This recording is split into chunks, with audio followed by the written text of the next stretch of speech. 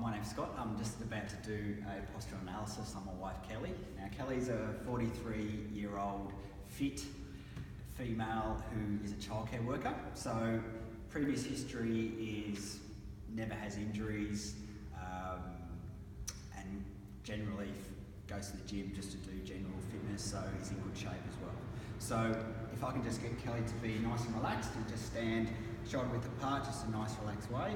We'll start the postural analysis at an anterior view, so we'll go from head down to toes. So we're looking really, first of all we're looking for a plumb line going horizontally, looking at the level of the shoulders. We're going to draw an imaginary plumb line looking at the level of the hips. We're going to do one looking at the level of the knees and also at the ankles. So here we can see the shoulders are pretty much even, there's no lateral movement on one side. Now with Kelly being a childcare worker, there is a tendency to carry children on one side of the hip, so there might be a slight muscular imbalance there with some lateral pelvic tilt, but looking here, it seems like she never says there's much pain or any injuries through that area, so I would say that she's fine through here. With the line through the knees, we're looking for the tracking of the patella to be nice and straight, and with the ankles we're looking for pronation or supination through the ankle, so we're looking for the arch to be as natural as we want it to be. So the pronation would be that we want to be able to fit our fingers through the arch of the foot, so that would obviously put a lot of stress on the calf. If it was a lot of supination there, that would be more a structural deviation, which is a lot harder to sort of deal with, so we'd be looking at maybe referring that to a podiatrist or an osteo. So that's pretty much the horizontal view. For the anterior, for the vertical, we'll be drawing a plumb line straight the way through the middle of the body. We'll be looking at if there's any imbalances through the cervical area and through the trapezius area for any lateral head tilt. So that would obviously put a lot of strain through the neck.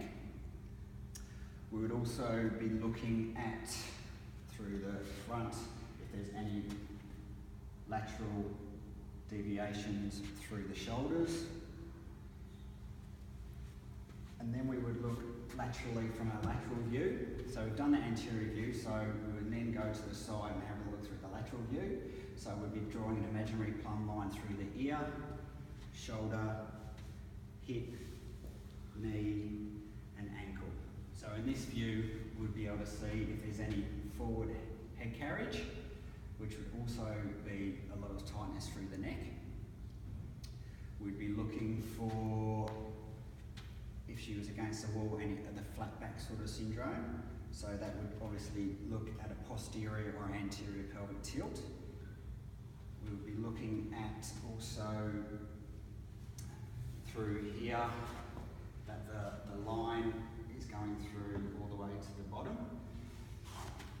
Through the posterior view, we would have a look more on the actual alignment of the spine and to see if there's any deviations, which could be a structural deviation, and we'd probably be able to see that if you're very experienced doing this.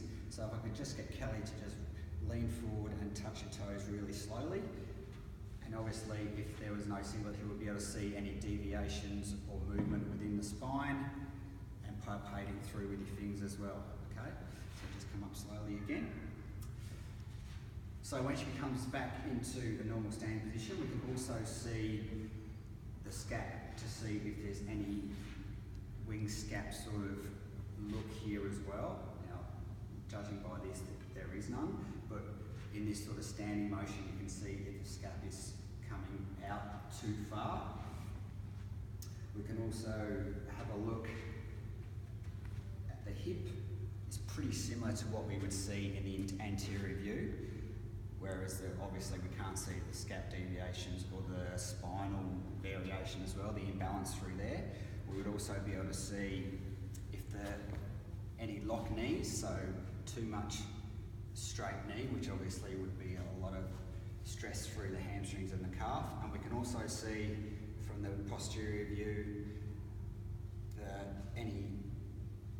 any variations in the Achilles tendon. So that will obviously give us a good idea of the pronation and the supination in the ankle as well. So basically that's what we would look for in the postural analysis, looking at the anterior view, the lateral view and the posterior view. So obviously that being a static test, that's what we want to see. So when we're in a dynamic sort of environment, there's no weaknesses, there's no imbalances, which would obviously cause the dynamic stability to vary, and obviously things like sporting and things like just normal everyday life, that's where you would see the pain or tightness in either direction. So if I just get Kelly to walk slowly up and down the room, this will give us a good view of the gait analysis to see if there's any imbalance through the stride length. Just normally, Kelly, just normally, we'll be able to see if there's any locked knee syndrome, so when she's in motion, to see if the knees are coming together. We'll also be able to see if there's any sort of a pigeon toe, like go in and out, and just up and down once more, just nice and normal, natural. And we'll also just normal arm swing, so if there's too much excessive arm swing. So come back for the last time, and the balance as well as she's walking. Obviously on a treadmill, it'd be a good idea to view it on a treadmill, just in motion, so you can do that at a slow speed or a moderate pace, and you'll be able to just get a view to see if there's muscular imbalances while she's just doing normal motions.